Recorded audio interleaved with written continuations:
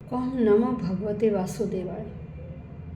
साधकों, हम श्रीमद् भगवद गीता के 9वें अध्याय, जिसमें अलौकिक ज्ञान के बारे में बताया गया है, परम ज्ञान के बारे में बता रहे हैं श्री कृष्ण।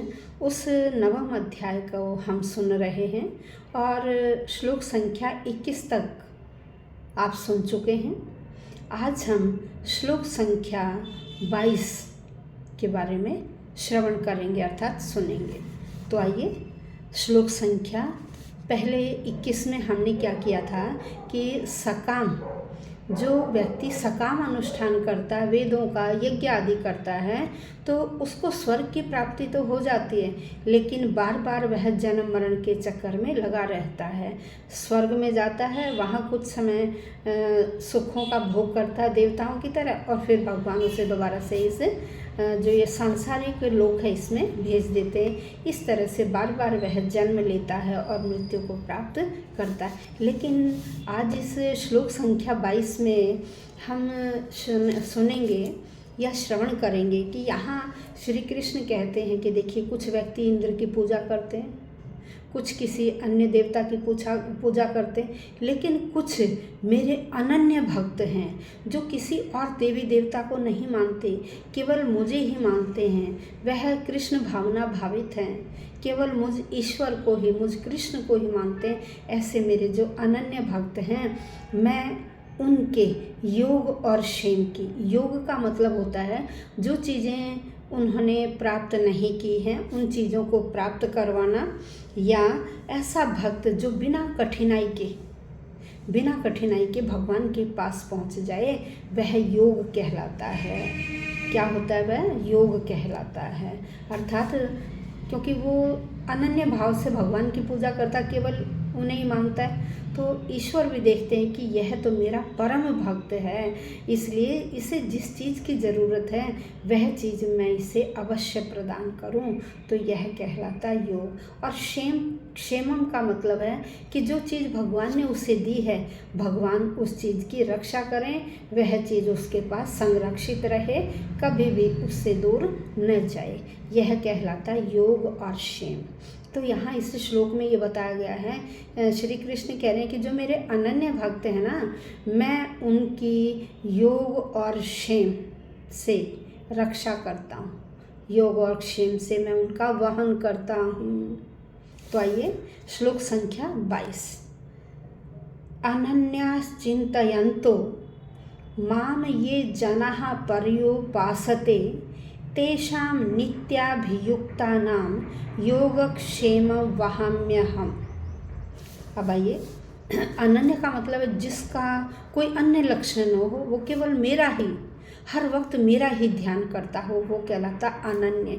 कह रहे हैं जो ऐसा अनन्य भक्त है, अनन्य भाव से पूजा करने वाला है, चिंतयंत है, मेरा चिंतन करने वाला है, जो अनन्य भाव से मेरा चिंतन करता है, हर वक्त मेरा ही भजन कीर्तन करता है, चिंतन करता है, माम मुझको, ये जनाः ऐसे व्यक्ति, पर्युपासते जो मेरी उपासना करते, जो अनन्य भाव से हर वक्त मेरी उपासना करते हैं, मेरा भजन करते हैं, मेरी पूजा करते हैं, तेषाम उनको, नित्य प्रतिदिन हमेशा रहने वाले, अभियुक्ता नाम हमेशा रहने वाली भक्ति में लीन मनुष्यों को, जो हमेशा मेरी भक्ति में लीन रहते हैं, ऐसे मनुष्यों का योगक्षेमम, मैं योग जो उनकी आवश्यकताएं हैं, और क्षेमम उनको सुरक्षा, मैं उनके जो आवश्यकताएं वो चीज़ें प्रदान करता हूँ, फिर मैं उनकी सुरक्षा भी करता हूँ। वहाँ मैं अहम, कह रहे ये काम मैं ही करता हूँ। यहाँ श्री कृष्ण कह रहे हैं, हे अर्जुन, जो लोग अनन्य भाव से मेरी पूजा करते हैं, मेरी उपासना में लगे रहते हैं निरंतर, मैं ऐसे व्यक्तियों की आवश्यकताओं को पूजा करता हूँ, और जो मैंने उन्हें चीज़ें प्रदान की हैं उन चीज़ों का मैं पूरी तरह से रक्षा भी करता हूँ। अब देखिए, यहाँ हम एक उदाहरण से समझ सकते हैं कि जैसे भाई जो देवताओं का उपासक है वो तो क्या है, एक नौकर की तरह। भाई देवताओं की उपासना कर रहा है तो भगवान क्या करते हैं, भगवान क्या करते हैं, उसे उसके अनुसार फल प्रदान कर देते हैं। लेकिन जो घर का सदस्य है, घर का सदस्य घर में काम करता है, अनन्य भाव से काम करता है, तो क्या उसे कोई पैसा मिलता है? नहीं। किस भाव से काम कर रहा है वो? घर में अनन्य भाव से। अब माँ भी देखो, एक बच्चे की सेवा किस भाव से करती है? अनन्य भाव से। माँ का ध्यान केवल बच्चे में ही होता है, किसी और की तरफ नहीं। जब वो बच्चे का पालन पोषण कर रही है, तो इस उदाहरण से हमें स्पष्ट हो गया कि जब हम नौकरों से काम करवाते हैं, देखिए बच्चों का पालन माँ करती है, अगर हम नौकरों से पालन करवाते हैं तो जो प्यार एक माँ दे सकती है अपने बच्चे को, वो प्यार एक नौकर नहीं दे सकता। नौकर किस उससे काम कर रहा है? उसे पैसे की ज़रूरत है। नौकर उस काम को पैसे की आवश्यकता के कारण कर रहा है, लेकिन एक माँ अपने बच्चे का पालन किस भाव से कर रही है? अनन्य भाव से। तो भगवान भी जब हम केवल उसी का नाम स्मरण करते हैं, हर वक्त उठते बैठते सोते खाते पीते, तो भगवान भी देखता है कि यह व्यक्ति तो मेरा अनन्य भक्त है, मैं इसे किसी प्रकार का कष्ट न पहुंचाऊं, इसे जिस चीज़ की ज़रूरत है मैं इसे वह चीज़ प्रदान करूं, और जब मैं इसे वो चीज़ प्रदान कर दूं तो मैं उस चीज़ की रक्षा भी करूं, वह उस व्यक्ति के पास ही रहे। यहाँ यह बताया गया है। श्री कृष्ण ने अर्जुन को समझाया कि देखिए, जो अनन्य भाव से मेरा स्मरण करते हैं, मेरी उपासना कर, मेरी पूजा पाठ करते हैं, मैं उनका योग और क्षेम का वहन करता हूँ, मैं उनकी आवश्यकताओं को पूरा करता हूँ, और जो मैंने पूरा किया है उनकी आवश्यकताएं, उनका मैं संरक्षण, उसकी रक्षा भी करता हूँ, उस व्यक्ति की रक्षा भी करता हूँ। यहाँ ऐसा श्री कृष्ण ने बताया। तो देखिए, आप समझ गए होंगे कि योगक्षेमम का अर्थ क्या है। आपने देखा होगा LIC ऑफिसेज, योगक्षेमम वहाम्य अहम, ये लिखा है।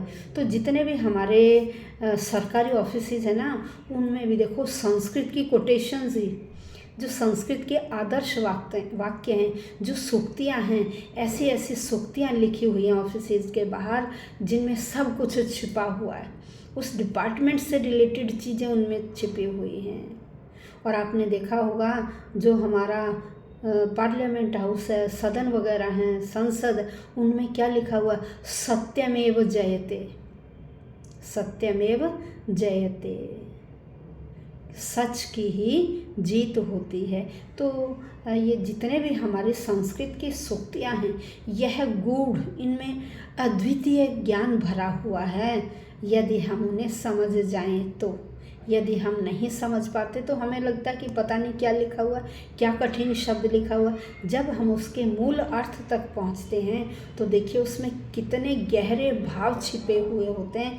तो हमारी जो ये संस्कृत भाषा है, यह ऐसी गूढ़ भाषा है कि एक या दो शब्द से, हिंदी में जैसे पूरा वाक्य लिखा जाता है, लेकिन संस्कृत में क्या एक शब्द से ही उस पूरे वाक्य का अर्थ निकल जाता है। तो हम सभी का सौभाग्य है जो हमें श्रीमद् भगवद गीता संस्कृत और हिंदी समेत सुनने को मिल रही है, और ज़्यादा भी नहीं, प्रतिदिन केवल एक श्लोक। तो मेरी आप सब से, जो मेरे YouTube चैनल परिवार के सदस्य हैं, मेरी आप सब से एक विनम्र प्रार्थना है कि यदि आपने चैनल को सब्सक्राइब नहीं किया तो सब्सक्राइब कर लें, और अपने जितने भी अपने घर में बड़े बूढ़े, उन्हें ज़रूर यह सुनाएं, अपने बच्चों को भी इनके बारे में थोड़ा बहुत बताते रहें, और मेरे चैनल को लाइक कीजिए, शेयर कीजिए, जितना हो सके अपने सगे संबंधियों तक इसे शेयर करो, लाइक कीजिए, और उन्हें भी कहिए कि चैनल को सब्सक्राइब करें, ताकि आगे आने वाली वीडियो का नोटिफिकेशन आपके पास पहुंच जाए और आप किसी भी वीडियो से वंचित न रह सकें। धन्यवाद।